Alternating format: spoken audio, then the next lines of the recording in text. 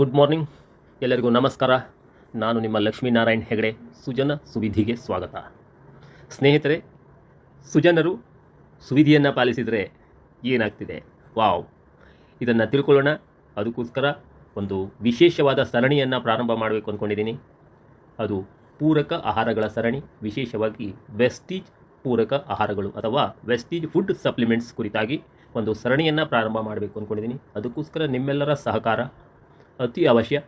ಅದಕ್ಕೋಸ್ಕರ ಇನ್ನೂ ಕೂಡ ಯಾರೆಲ್ಲ ಸಬ್ಸ್ಕ್ರೈಬ್ ಮಾಡ್ಕೊಂಡಿಲ್ಲ, ನನ್ನ ಚಾನೆಲನ್ನು ಸಬ್ಸ್ಕ್ರೈಬ್ ಮಾಡಿಕೊಳ್ಳಿ. ಹಾಗೆ ಬೆಲ್ ಬಟನ್ ಮೇಲೆ ಕ್ಲಿಕ್ ಮಾಡೋದನ್ನು ಕೂಡ ಮರೆಯಬೇಡಿ. ಈ ಒಂದು ಸರಣಿಯ ಪ್ರತಿಯೊಂದು ವಿಡಿಯೋ ಹಾಗೂ ಎಲ್ಲ ಮಾಹಿತಿಗಳು ಸುಜನ ಸುವಿಧಿಯಿಂದ ನಿಮಗೆ ಕ್ವಿಕ್ಕಾಗಿ ರೀಚ್ ಆಗಲಿಕ್ಕೆ ಅನುಕೂಲ ಆಗಲಿ. ಜೊತೆಗೆ ನಿಮ್ಮ ಸಹಕಾರ ಕೂಡ ನಮಗೆ ಇರಲಿ. ಅದೇ ನಮಗೆ ಒಂದು ಕ್ರಿಯಾಶೀಲತೆಗೆ ಒತ್ತು ಕೊಡುವಂತಹ ವಿಷಯ. ಅದಕ್ಕೋಸ್ಕರ ಸ್ನೇಹಿತರೆ, ಪೂರಕ ಆಹಾರದ ಬಗ್ಗೆ ಒಂದು ಈ ಸರಣಿಯನ್ನು ಮಾಡುವಾಗ ಒಂದಷ್ಟು ವಿಚಾರಗಳನ್ನು ನಾನು ಚರ್ಚೆ ಮಾಡಲಿಕ್ಕೆ ಇಚ್ಛೆ ಪಡ್ತೇನೆ. ಅದಕ್ಕೋಸ್ಕರ ಇವತ್ತಿನ ಒಂದು ವಿಚಾರವಾಗಿ ಈ ಪೂರಕ ಆಹಾರಗಳ ಅವಶ್ಯಕತೆ ಏನು ಅನ್ನೋದನ್ನು ಕೂಡ ನೋಡೋಣ. ಹಾಗಾದರೆ ಮನುಷ್ಯ ಅಥವಾ ಯಾವುದೇ ಜೀವಿ ತನ್ನ ಜೀವಿತಾವಧಿಯ ಉದ್ದಕ್ಕೂ ಕೂಡ ಪೋಷಕಾಂಶಗಳನ್ನು ತನ್ನ ದೇಹಕ್ಕೆ ನೀಡುವಂಥದ್ದು ವೆರಿ ಇಂಪಾರ್ಟೆಂಟ್. ಈ ಪೋಷಕಾಂಶಗಳ ರಹಿತವಾದ ಜೀವನ ಊಹಿಸಿಕೊಳ್ಳಲಿಕ್ಕೂ ಕೂಡ ಸಾಧ್ಯವೇ ಇಲ್ಲ. ಯಾಕೆ ಅಂದರೆ ಯಾವುದೇ ಜೀವಿ ತಾನು ಆರೋಗ್ಯಯುತ ಜೀವನ ನಡೆಸಬೇಕು, ತನ್ನ ಬೆಳವಣಿಗೆಯನ್ನು, ದೇಹದ ಸಹಿಷ್ಣುತೆಯನ್ನು ಕಾಪಾಡಿಕೊಳ್ಬೇಕು, ಆರೋಗ್ಯವಂತವಾಗಿ ಇರಬೇಕು ಅಂದರೆ ಈ ಪೋಷಕಾಂಶಗಳು ಅತಿ ಮುಖ್ಯ. ಹಾಗಾದರೆ ಈ ಪೋಷಕಾಂಶಗಳು ನಮಗೆ ಯಾವ ರೀತಿ ಲಭ್ಯ ಆಗ್ತಿದೆ ಅನ್ನೋದನ್ನು ನೋಡೋದಾದರೆ, ನಾವು ಬಳಸತಕ್ಕಂತಹ ಆಹಾರದಲ್ಲಿ ಸಿಗುವಂತಹ ನ್ಯೂಟ್ರಿಯೆಂಟ್ಸ್ ಅಂದರೆ ಮ್ಯಾಕ್ರೋನ್ಯೂಟ್ರಿಯೆಂಟ್ಸ್ ಮತ್ತು ಮೈಕ್ರೋನ್ಯೂಟ್ರಿಯೆಂಟ್ಸ್, ಈ ಪೋಷಕಾಂಶಗಳು, ಜೊತೆಗೆ ವಾತಾವರಣದಿಂದ ಸಿಗುವಂತಹ ಗಾಳಿ ಹಾಗೂ ನ್ಯಾಚುರಲ್ ಆಗಿ ಸಿಗುವಂತಹ ನೀರು, ಇವು ಪೋಷಕಾಂಶಗಳನ್ನು ನೀಡಿ ನಮ್ಮ ಬೆಳವಣಿಗೆಯನ್ನು, ಪ್ರತಿ ಜೀವಿಯ ಬೆಳವಣಿಗೆಯನ್ನು ಕೂಡ ಮಾಡುವಲ್ಲಿ ಹಾಗೂ ಆರೋಗ್ಯವಂತ ಜೀವನವನ್ನು ಜೀವಿಸುವಲ್ಲಿ ಪ್ರಮುಖ ಪಾತ್ರ ವಹಿಸ್ತಾ ಇರ್ತಿದೆ. ಹಾಗೆ ನೋಡಿದರೆ ಈಗ ನಮ್ಮ ದೇಹಕ್ಕೆ ಬೇಕಾದಂತಹ ಪೋಷಕಾಂಶಗಳು ಮುಖ್ಯವಾಗಿ ಸಿಗುವಂಥದ್ದು ಆಹಾರ, ನೀರು. ಗಾಳಿಯಂತೂ ನಾರ್ಮಲ್ ಆಗಿ ನಾವು ಯಥೇಚ್ಛವಾಗಿ ತಗೊಳ್ತಾ ಇದ್ದೀವಿ. ಅದು ನಮ್ಮ ಕಂಟ್ರೋಲ್ನಲ್ಲಿ ಕೂಡ ಇರೋದಿಲ್ಲ. ಅದಕ್ಕೂ ಕೂಡ ಪರಿಹಾರ ಇದೆ, ನೆಕ್ಸ್ಟ್ ನೋಡೋಣ. ಆದರೆ ಮುಖ್ಯವಾಗಿ ಬರುವಂತಹ ಆಹಾರದ ಬಗ್ಗೆ ಹಾಗೂ ಪೂರಕ ಆಹಾರದ ಬಗ್ಗೆ ತಿಳ್ಕೊಳ್ಳೋಣ. ಈ ಪೋಷಕಾಂಶಗಳು ಅತಿ ಮುಖ್ಯ ಅನ್ನೋದು ಗೊತ್ತಾಯಿತು. ನಮ್ಮ ಆಹಾರದಲ್ಲಿನ ಪೋಷಕಾಂಶಗಳ ಕೊರತೆಯೇ ಶಾರೀರಿಕ ಪ್ರಕ್ರಿಯೆಗಳಲ್ಲಿ ಏರುಪೇರನ್ನು ಉಂಟು ಮಾಡ್ತಾ ಇದ್ದಾವೆ ಈಗ. ಹಾಗಾದರೆ ಈ ಪೋಷಕಾಂಶದ ನಿರ್ವಹಣೆ ನಮ್ಮ ದಿನನಿತ್ಯದ ಆಹಾರದಿಂದ ಅಸಾಧ್ಯ ಆಗ್ತಾ ಇದೆ ಅಂದರೆ ಆವಾಗ ನಾವು ಏನು ಮಾಡಬಹುದು?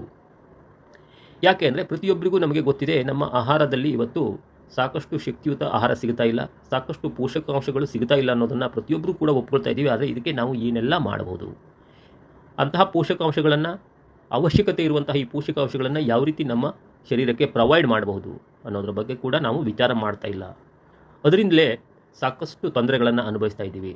ಅದಕ್ಕೋಸ್ಕರ ಈ ಎಲ್ಲ ರೀತಿಯ ಅವಶ್ಯ ಪೋಷಕಾಂಶಗಳನ್ನು ನಮ್ಮ ಶರೀರಕ್ಕೆ ಒದಗಿಸಬೇಕು ಹೇಳಾದರೆ ಈ ಸಪ್ಲಿಮೆಂಟ್ ಫುಡ್ ಅಥವಾ ಪೂರಕ ಆಹಾರ, ಇದ್ರ ಬಗ್ಗೆ ನಾವು ತಿಳ್ಕೊಳ್ಳುವಂಥದ್ದು ಬಹಳ ಮುಖ್ಯ. ಆ ಒಂದು ಸರಣಿಯನ್ನೇ ನಾನೀಗ ಪ್ರಾರಂಭ ಮಾಡ್ತಾ ಇದ್ದೀನಿ. ಹಾಗೆ ಇವತ್ತು ಪ್ರತಿಯೊಬ್ಬರೂ ಕೂಡ ಕಾಳಜಿ ಮಾಡ್ತಾ ಇದ್ದೀವಿ ಡಯಟ್ ಅನ್ನೋದ್ರ ಬಗ್ಗೆ.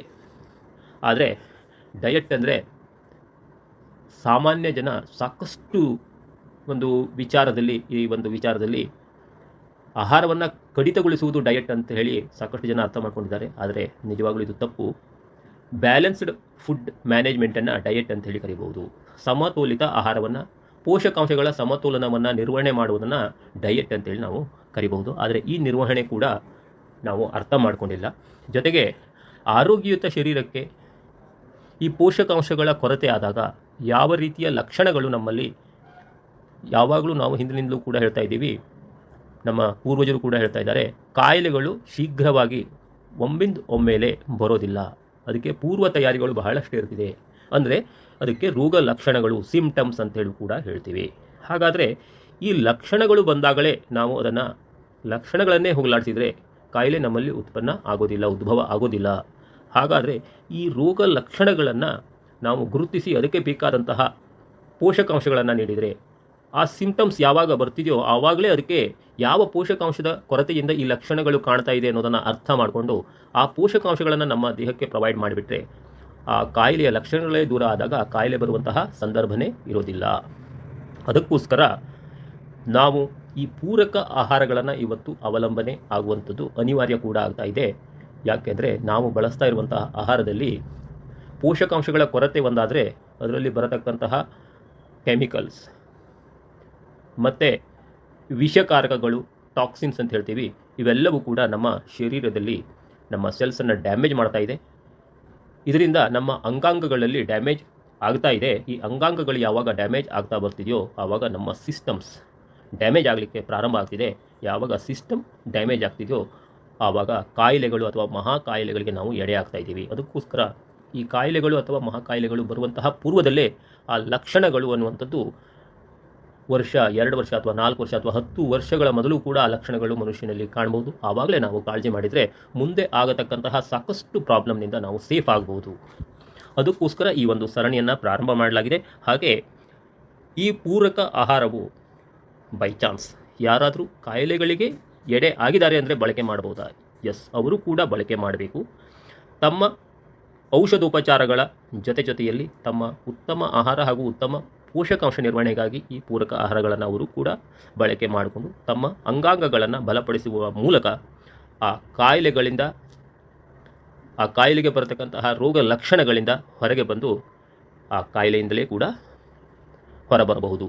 ಹಾಗಾದರೆ ಅಂಗಾಂಗ ಬಲಗೊಳ್ಳಬೇಕು ಅಂದರೆ ಆ ಜೀವಕೋಶಗಳಿಗೆ ಬೇಕಾದಂತಹ ಸರಿಯಾದ ಜೀವಸತ್ವಗಳನ್ನು ನಾವು ಒದಗಿಸಬೇಕು. ಹಾಗಾದರೆ ಆ ಜೀವಸತ್ವಗಳ ಬಗ್ಗೆ ನಾನು ಆಲ್ರೆಡಿ ಹೇಳ್ತಾ ಇದ್ದೆ, ಮ್ಯಾಕ್ರೋನ್ಯೂಟ್ರಿಯೆಂಟ್ಸ್ ಮತ್ತು ಮೈಕ್ರೋನ್ಯೂಟ್ರಿಯೆಂಟ್ಸ್ ಅಂತೇಳಿ. ಇವು ಯಾವುದು ಅಂದರೆ ಕಾರ್ಬೋಹೈಡ್ರೇಟ್ಸ್, ಪ್ರೋಟೀನ್ಸ್, ಫ್ಯಾಟ್ಸ್ ಮತ್ತು ವಿಟಮಿನ್ಸ್ ಮತ್ತು ಮಿನರಲ್ಸ್.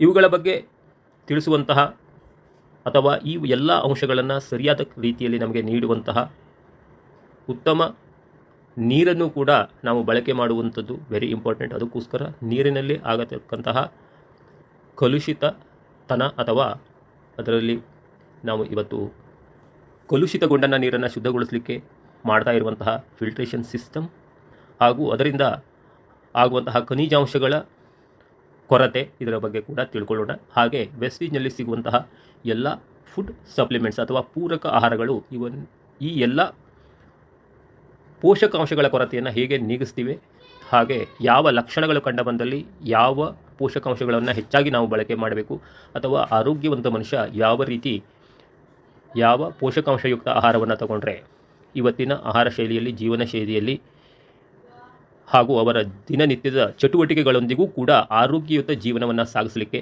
ಸಾಧ್ಯತೆಯನ್ನು ಮಾಡಿಕೊಳ್ಬೋದು ಅನ್ನೋದರ ಬಗ್ಗೆ ಈ ಒಂದು ಸರಣಿ ರನ್ ಆಗ್ತಾ ಇರ್ತಿದೆ. ವೆಸ್ಟೀಜ್ನಲ್ಲಿ ಇರುವಂತಹ ಪ್ರತಿ ಪ್ರಾಡಕ್ಟನ್ನು ಕೂಡ ಅತಿ ಸಂಕ್ಷಿಪ್ತವಾಗಿ ತಿಳಿಸುವಂತಹ ಪ್ರಯತ್ನವನ್ನು ಮಾಡಲಾಗ್ತಿದೆ.